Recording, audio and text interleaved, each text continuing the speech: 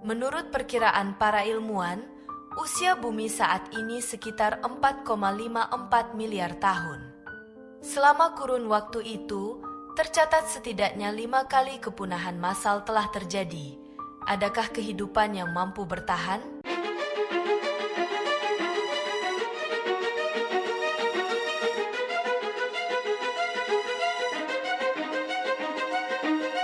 Sekitar 444 juta tahun yang lalu, hampir seluruh kehidupan masih berada di lautan.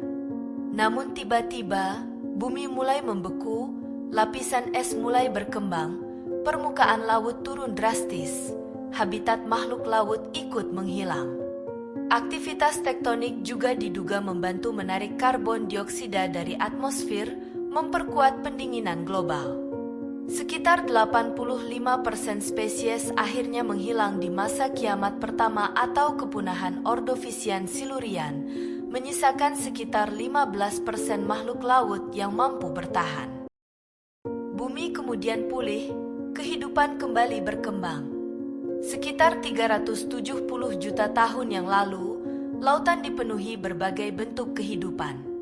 Periode ini bahkan sering disebut sebagai salah satu masa penting dalam evolusi ikan. Tapi kemudian, lautan mulai berubah, berbagai gelombang kepunahan menghantam kehidupan laut. Di era kiamat kedua atau kepunahan Devonian ini, ilmuwan masih belum sepenuhnya yakin apa penyebab tunggalnya. Kemungkinan besar, ini bukan satu bencana, melainkan kombinasi berbagai bencana. Akibatnya lautan kehilangan oksigen, sekitar 75% spesies diperkirakan punah. Namun beberapa makhluk berhasil bertahan hidup, salah satunya adalah kelompok ikan yang bahkan keturunannya masih hidup sampai sekarang, ikan kolakan.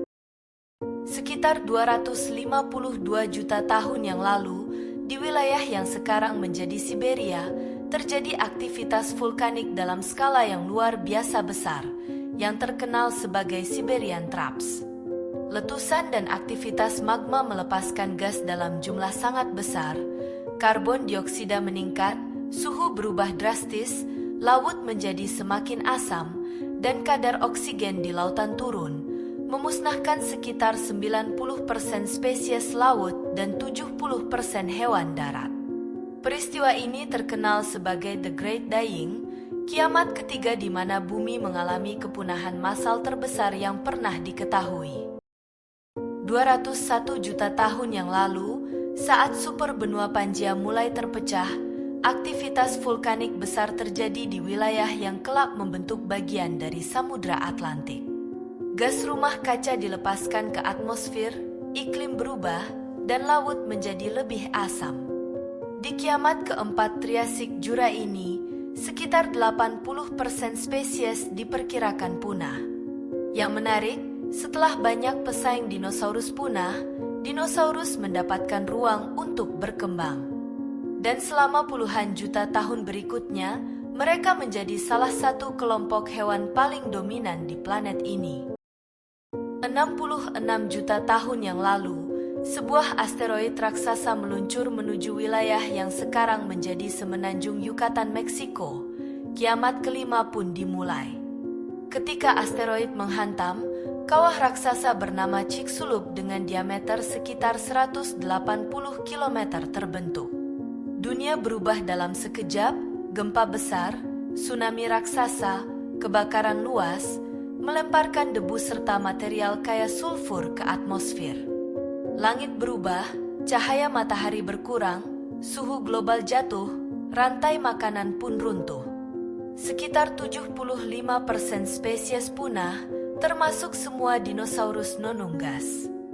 Tetapi ada satu detail yang sering terlupakan, burung modern sebenarnya adalah keturunan dinosaurus theropoda yang berhasil selamat melewati bencana kiamat 66 juta tahun lalu.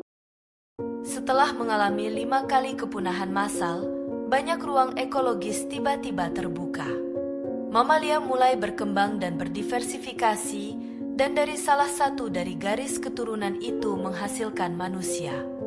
Dari mereka, dunia baru muncul dengan agresivitas tinggi yang sangat mengkhawatirkan. para ilmuwan melihat bahwa manusia menyebabkan perubahan lingkungan yang sangat cepat. Menurut Smithsonian, laju kepunahan saat ini diperkirakan jauh lebih cepat daripada laju kepunahan alami, dengan tekanan utama seperti hilangnya habitat, eksploitasi berlebihan, spesies invasif, polusi, dan perubahan lingkungan. Apakah ini berarti kita sedang memasuki kepunahan massal ke-6? Akankah manusia berhasil bertahan?